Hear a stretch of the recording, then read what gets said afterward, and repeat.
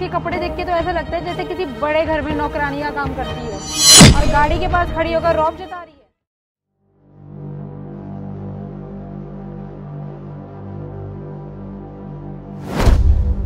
Excuse me madam, ये कूड़ा आपने मेरे ऊपर क्यों फेंका? अरे वो हमने ध्यान नहीं दिया। अरे आप दोनों कहाँ जा रहे हो? ये जो कूड़ा मेरे ऊपर फेंका, इसको कौन उठाएगा? हम क्यों उठाए? हमने ठेका दे रखा है साफ सफाई का।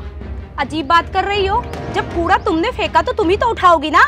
अरे आंटी, जब कूड़े वाला आएगा तो उठा लेगा ना, आप टेंशन क्यों ले रहे हो? अरे बेटा, तुम इस देश की युवा पीढ़ी हो, जब तुम ही ऐसा कर रहे हो तो आने वाली पीढ़ी पे क्या असर होगा? अरे आंटी, अगर आपको समाज सेवा करने का इतना ही शौक है ना तो आप इसे उठा के खुद ही डाल दो। वो तो मैं डाल ही दूंगी, तुम लोगों को भी तो सोचना चाहिए ना। जब सरकार इतना पैसा खर्च कर रही है साफ सफाई के लिए तो हम लोग पीछे क्यों हटे? अच्छा, तो आपका कहने का मतलब है कि इस चिप्स के पैकेट से गंदगी फैल रही है? बेटा, जिस तरह से बूंद बूंद से घड़ा भरता है, उसी तरह से छोटे छोटे कचरे से गंदगी फैलती है। आज तुमने फेंका है, कल कोई और फेंकेगा, परसों कोई और फेंकेगा, इस तरह तो यहाँ पे गंदगी का ढेर लग जाएगा। तो आंटी एक काम करो, आप रोज आकर यहाँ पर ऐसे ही खड़े हो जाया करो और जब भी कोई ऐसे कूड़ा फेंका करेगा ना तो आप उठा लिया करो और कूड़े में डाल दिया करो। इससे आपकी समाज सेवा भी हो जाएगी। बहुत बदतमीज हो तुम दोनों। तुम्हें पता नहीं मैं कौन हूँ और मेरा बेटा कौन है। बोल तो ऐसे रही जैसे इसका बेटा कंपनी का मालिक हो। इसके कपड़े देख के तो ऐसा लगता है जैसे किसी बड़े घर में नौकरानी का काम करती हो और गाड़ी के पास खड़ी होकर रौब जता रही है। अभी जब वो आएगा ना तब देखती तुम दोनों को। एक काम करते, थोड़ी देर यहीं पर ही रुकते, देखे तो सही कौन है वो। सही कह रही है, चल बुला अपने बेटे को। लो, आ गया मेरा बेटा।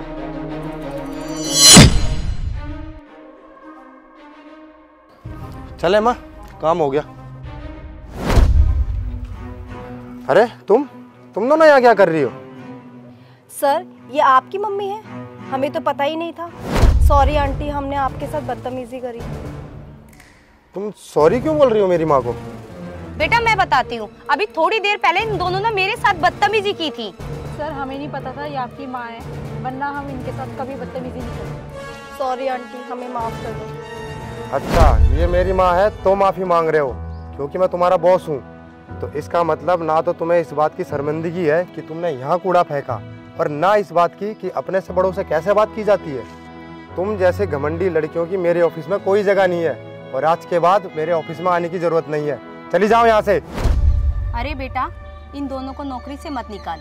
तुम्हें पता है ना, मैं कभी भी किसी का बुरा नहीं चाहती। इनको माफ कर दो। ठीक है माँ, तुम कहती तो इनको माफ कर देता हूँ, पर इनको इनके किए की सजा जरूर दूंगा। आज से 1 महीने तक ऑफिस की साफ सफाई की जिम्मेदारी तुम्हारी, और अगर ये मंजूर हो तभी ऑफिस आना। चले माँ।